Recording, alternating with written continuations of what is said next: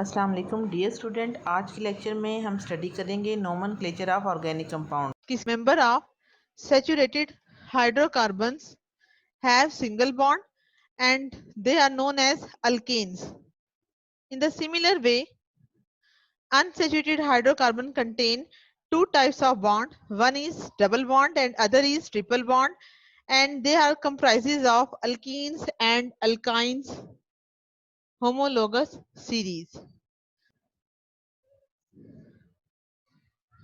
इन तमाम कंपाउंड्स के नेम याद करने हैं। ठीक है, ये जो है वो तमाम अल्केन्स की सीरीज के मेंबर हैं। इन सब में देखें एन जो है वो रिप्रेजेंट करेगा नंबर ऑफ कार्बन एटम को। क्या रिप्रेजेंट करेगा? नंबर ऑफ कार्बन एटम को। It mean for one carbon atom the name will be METH, यानी इसको अगर आप इकट्ठा बोलोगे तो ये मीथेन होगा, because they are alkanes. In the same way अगर कार्बन के एटम की तादाद 2 है, 2 कैसे पता चलेगी आपको? इस सी के नीचे क्या लिखा होगा? 2। तो 2 क्या है? 2 एटम को रिप्रेजेंट कर रहा है कार्बन के। इट मीन अगर किसी कंपाउंड में 2 कार्बन के एटम हो तो उसके लिए वर्ड होता है ETH। ठीक है, अगर 3 होंगे तो PROP, अगर other is alkenes and third is alkynes. तो इनकी जनरल फार्मूला आपको पता होना चाहिए। अल्केन्स का जनरल फार्मूला होता है CnH2n+2। अल्कीन का जनरल फार्मूला होता है CnH2n। अल्काइंस का जनरल फार्मूला होता है CnH2n-2। अब आपने इनकी एंडिंग याद करनी है। एंडिंग कैसे? ये देखें, आपको पता चला था कि अगर कार्बन नंबर 1 होगी और उसमें सारे बॉन्ड सिंगल हो तो आपने उसकी एंडिंग कर देनी है ANE से। और अगर कार्बन नंबर 2 हो तो उसकी एंडिंग भी अगर अल्केन होगा तो आप ANE से करोगे, लेकिन अगर 2 कार्बन के दरमियान में डबल बॉन्ड आ जाएगा तो इसकी एंडिंग आप किससे करोगे? ENE से।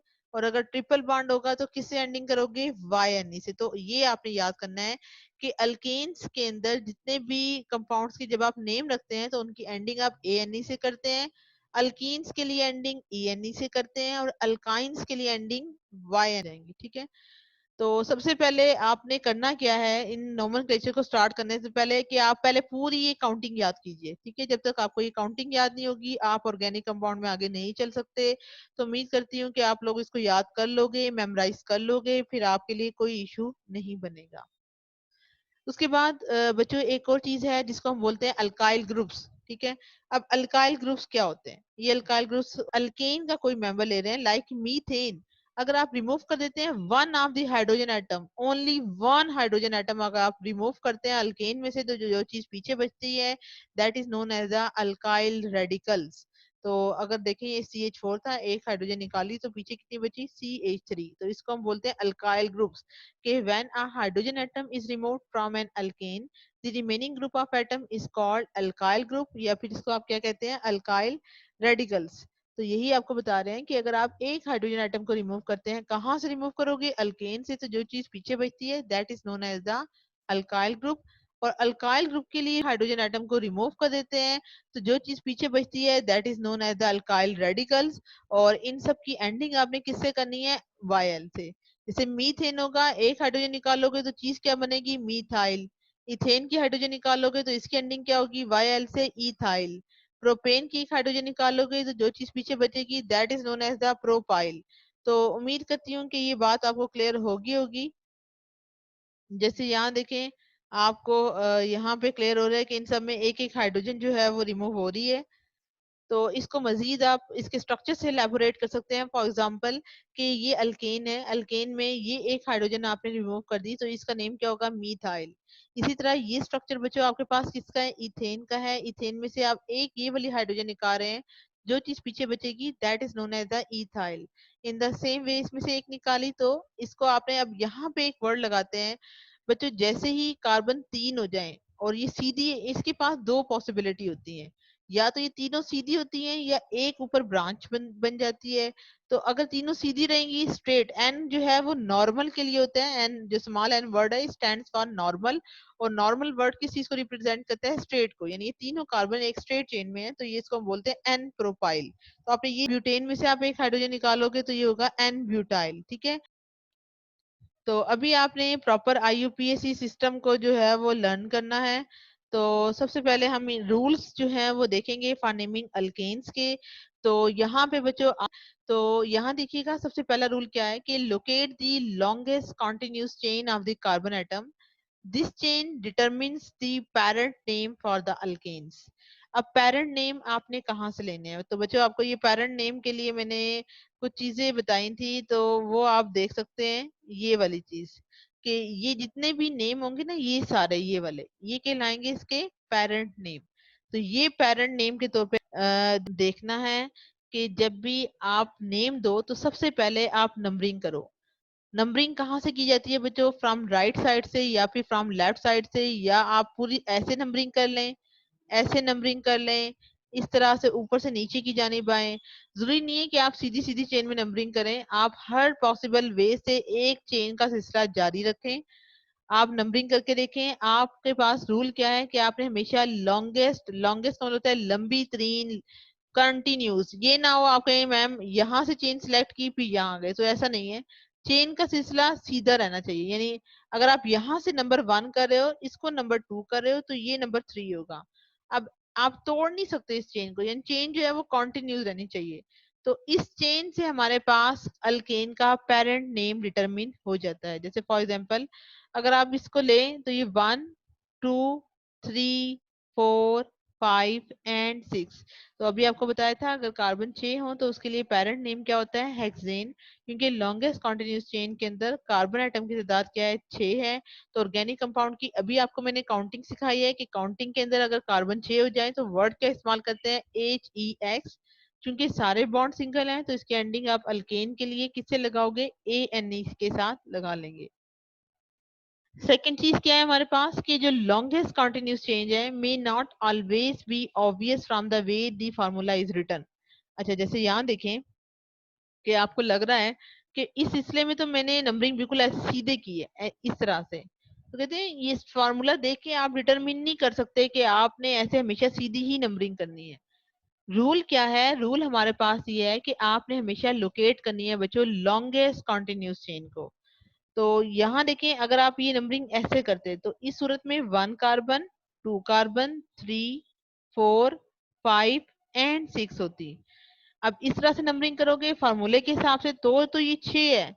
लेकिन अगर आप नीचे से नंबरिंग करो 1, 2, 3, 4, 5, 6 एंड 7, इट मीन हमारे पास फार्मूला देख के आप सीधी चेन में नहीं जाओगे, आप हर पॉसिबल वे से नंबरिंग करें। आया राइट साइड से नंबरिंग करें, लेफ्ट साइड से नंबरिंग करें, फ्रॉम डाउनवर्ड से अपवर्ड की जानिब आए, अपवर्ड से डाउनवर्ड की जानिब आए। आप हर पॉसिबल वे से नंबरिंग करके देखें। जिस वे से भी आपको लॉन्गेस्ट चेन मिलती है that chain will determine the parent name for that compound. It mean यहाँ पे हमारे पास पेरेंट नेम इसका क्या होगा? इस कंपाउंड का हेप्टेन होगा, क्योंकि लॉन्गेस्ट चेन के अंदर टोटल कार्बन कितनी आ रही है? 7 आ रही है। उसके बाद बच्चों कल के लेक्चर में भी आपको यही बात मैंने बताई थी कि एक चीज होती है जिसको हम बोलते हैं लॉन्गेस्ट चेन में, that is known as the substituent. तो सब्स्टिट्यूएंट को जब भी आपने नंबर करना है तो लॉन्गेस्ट चेन में नंबरिंग आपने करनी है।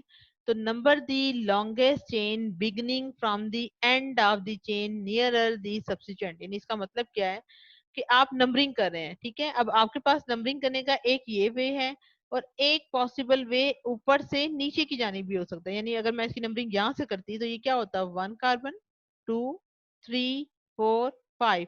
इट मीन ये सब्स्टिट्यूएंट जिस कार्बन पे लगा हुआ है इसके ऊपर नंबर देखें। अगर ये वाला ऑर्डर आप फॉलो करते हैं तो इस सब्स्टिट्यूएंट को नंबर क्या मिल रहा है बच्चों? 3। लेकिन अगर आप इस साइड से नंबरिंग करते हैं तो इस कार्बन को नंबर क्या मिल रहा है? 5। तो ये नंबर ठीक नहीं है। तो हमेशा जब भी नंबरिंग करते हैं लॉन्गेस्ट चेन की तो कोशिश करें लॉन्गेस्ट चेन में नंबरिंग करते वक्त उस साइड से करें नंबरिंग जहां पे वो चेन इस सब्स्टिट्यूएंट के नजदीक तरीन हो। यानी सब्स्टिट्यूएंट आपका यहाँ पाया जा रहा है तो नंबरिंग जो है यहाँ से आप करेंगे, ठीक है। तो कहते हैं अगर आप इस तरह से नंबरिंग करते हैं तो इसी तरह आप इस कंपाउंड को नंबरिंग करके देख लें हर पॉसिबल वे से।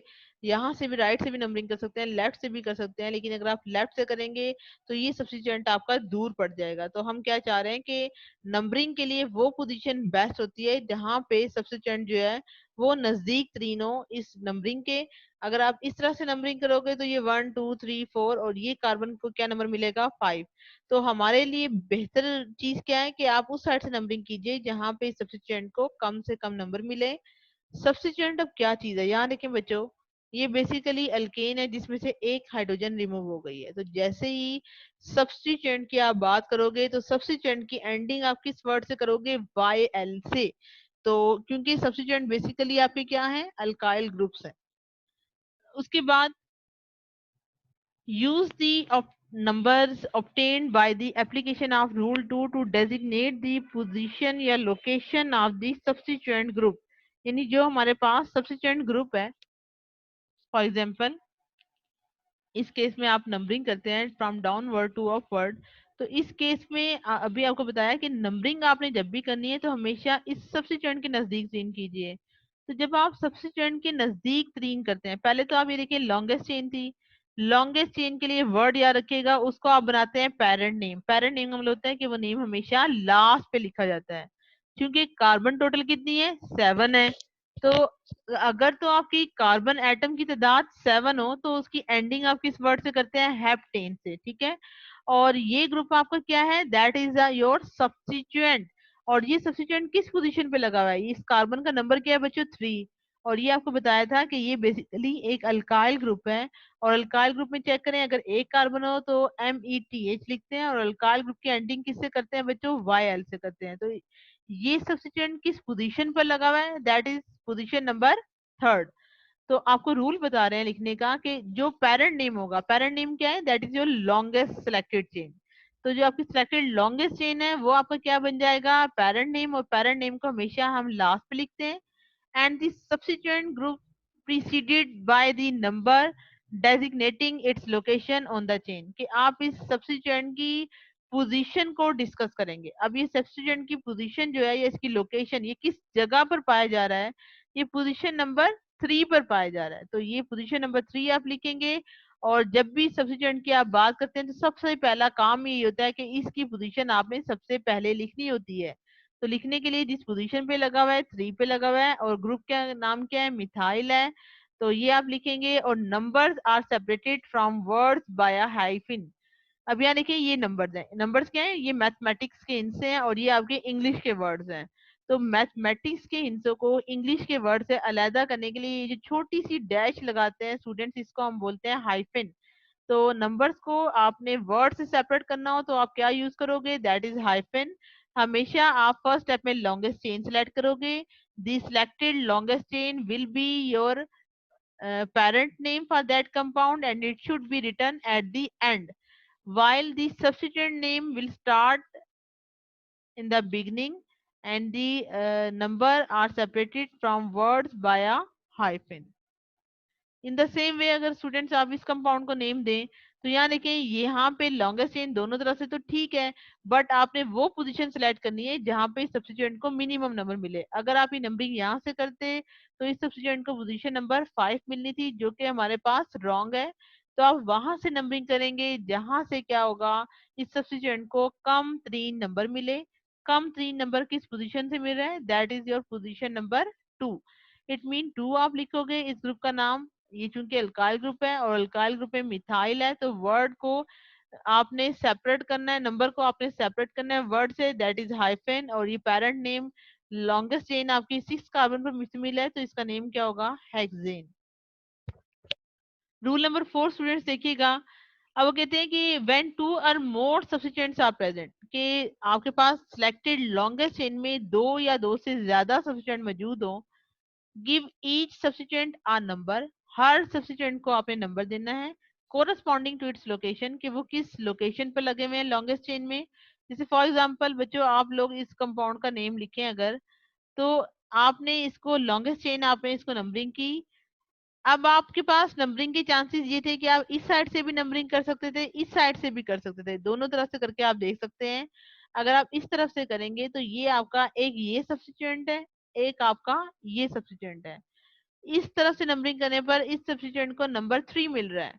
लेकिन अगर आप यहाँ से सिलेक्ट करते हैं तो इस सब्स्टिट्यूएंट को नंबर 2 मिल रहा है। तो जैसे ही आपके सब्स्टिट्यूएंट को जिस साइड से भी मिनिमम नंबर मिले, that is your priority order, वो आपका फाइन ऑर्डर होगा। तो वहां से आपने उस चेन को सिलेक्ट करना होगा। इट मीन ये आपकी लॉन्गेस्ट चेन में जब आप इसका नेम लिखोगे तो आपने इस सब्स्टिट्यूएंट की पोजीशन भी बतानी है। फॉर एग्जांपल ये आपका कौन सा सब्स्टिट्यूएंट है, that is your methyl group, किस पोजीशन पे लगा हुआ है, 2 पे। इसी तरह अगर दो कार्बन आ जाए इकट्ठी तो उनके लिए अल्काइल ग्रुप में क्या नेम होता है, इथाइल ग्रुप, और ये इथाइल ग्रुप किस पोजीशन पे लगा हुआ है, 4 पे।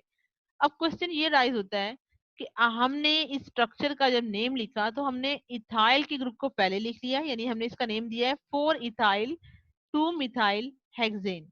तो हमने ऐसे क्यों लिखा, उसकी रीजन ये है कि इस स्ट्रक्चर को अगर आप ध्यान से देखें तो यहाँ पे आपको पता ही चलेगा कि अल्फाबेटिकल ऑर्डर जो है वो इसमें फॉलो किया जाता है। अल्फाबेटिकल ऑर्डर से क्या मुराद है कि इंग्लिश के अंदर इथाइल लफ्ज है और मिथाइल लफ्ज है, तो इथाइल का ई पहले लिखा जाता है, मिथाइल का एम जो है वो बाद में आता है।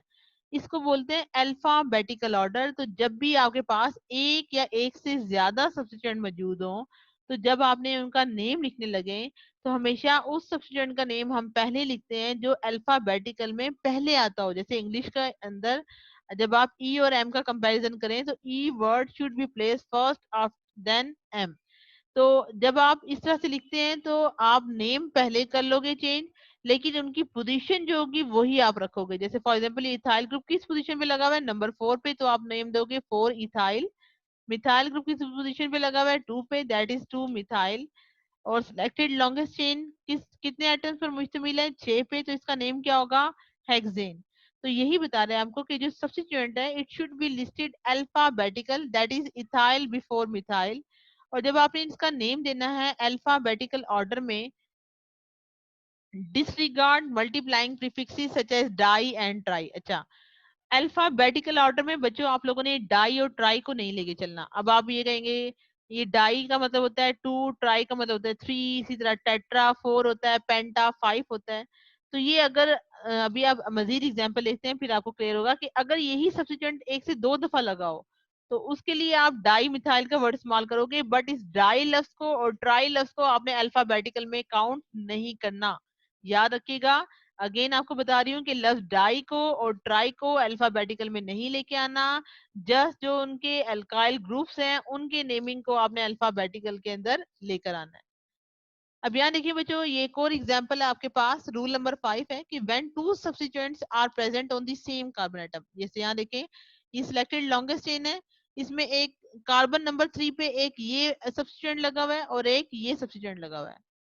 अब दोनों सब्स्टिट्यूएंट एक ही कार्बन पर लगे हों तो हर सब्स्टिट्यूएंट के लिए आप नंबर लिखेंगे, और चाहे आपको 2 दफा लिखना पड़ता है तो आप 2 दफा लिखेंगे।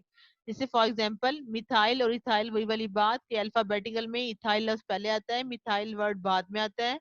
तो आप दोनों के लिखोगे, बट दोनों के लिए आपने ये नहीं करना कि एक ही नंबर दे दो। हर सब्स्टिट्यूएंट चाहे वो एक ही कार्बन पर लगा हो, हर सब्स्टिट्यूएंट के लिए आप वो नंबर मेंशन करोगे। इट मीन इस सब्स्टिट्यूएंट का लिए आप क्या लिखोगे कि इथाइल ग्रुप का नंबर क्या है, 3, तो ये लिखोगे 3 इथाइल। इस सब्स्टिट्यूएंट का नंबर क्या होगा, ये भी 3 होगा, इट मीन 3 मिथाइल।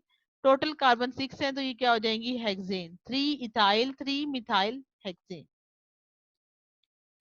इसी तरह अभी आपको वर्ड्स बताए थे कि जब व्हेन टू और मोर सब्स्टिट्यूएंट्स आर आइडेंटिकल, अगर दो या दो से ज्यादा सब्स्टिट्यूएंट एक जैसे हो जाएं तो इस चीज को इंडिकेट करने के लिए आपने बच्चों इनके स्टार्ट में प्रीफिक्स बोलते हैं शुरू में, सफिक्स बोलते हैं आखिर में। तो प्रीफिक्स का मतलब होता है पहले लगाएं। लफ्ज क्या लगाना है आपने, di, di mean 2, tri mean 3, tetra mean 4, penta mean 5 and so on. Then make certain that each and every substituent has a number, के हर substituent के ऊपर एक नंबर आ जाए। जैसे फॉर एग्जांपल आपने इस कंपाउंड को नंबरिंग करें 1 2 3 एंड 4। इट मीन अगर आपकी ये लॉन्गेस्ट चेन है जो कि कितनों पर मुश्तमिल है, 4 पे, तो आप सबसे पहले लास्ट पे इसका नाम लिख दें, दैट इज ब्यूटेन। ये आपका सब्स्टिट्यूएंट लगा हुआ है और ये आपका सब्स्टिट्यूएंट लगा हुआ है। ये कार्बन नंबर 2 पे है, ये कार्बन नंबर 3 पे है, तो आप क्या लिखोगे 2 3। अब ये दोनों सब्स्टिट्यूएंट एक जैसे हैं, तो अभी आपको बताया कि दो या दो से ज्यादा सब्स्टिट्यूएंट जो बिल्कुल एक जैसे हों उनका नेम तो आप एक ही दफा लिखोगे बट उनकी लोकेशन अलग अलग लिखोगे। ठीक है, लोकेशन जिस पोजीशन पे लगे हैं दोनों दफा अलग लिखोगे, बट नेम को एक दफा लिख के, अगर ये नाम सेम हो, ये दोनों सब्स्टिट्यूएंट सेम हो, तो उनके लिए आप स्टार्ट में 2 दफा लगे हो तो वर्ड आप क्या इस्तेमाल कर लोगे, डाई। तो इस कंपाउंड का नेम क्या होगा, 2 3 di methyl butane. In the same way अगर आप इस स्ट्रक्चर को खोल के लिखें, इसकी प्रैक्टिस कीजिए, तो आपको क्लियर होगा कि इस कंपाउंड का नेम होगा 2 3 4। अब यहाँ टोटल मिथाइल ग्रुप कितने लगे हैं, 3, तो 3 के लिए आपने वर्ड इस्तेमाल किया ट्राई, मिथाइल पेंटेन। इसी तरह आप स्ट्रक्चर की तरफ आए तो ये 2 2 पे दोनों ग्रुप लगे हैं, ये 3 3 कार्बन पे लगे हैं। तो टोटल मिथाइल ग्रुप कितने हैं? 4। तो 4 के लिए बच्चों हम वर्ड इस्तेमाल करते हैं टेट्रा। तो इस कंपाउंड का नेम होगा 2233 टेट्रा मिथाइल ब्यूटेन। तो उम्मीद करती हूँ यहाँ तक आपको चीज क्लियर होगी। और एक और इम्पोर्टेंट चीज, यहाँ पे आपने commas are use to separate numbers from each other, कि इंग्लिश को, ये इंग्लिश के वर्ड से और ये मैथमेटिक्स के वर्ड से, इनको सेपरेट करने के लिए हाइफन लगाते हैं। बट अगर आप नंबर ही नंबर लिखते जा रहे हैं तो नंबर्स को एक दूसरे से सेपरेट करने के लिए आप क्या इस्तेमाल करते हैं? कॉमा।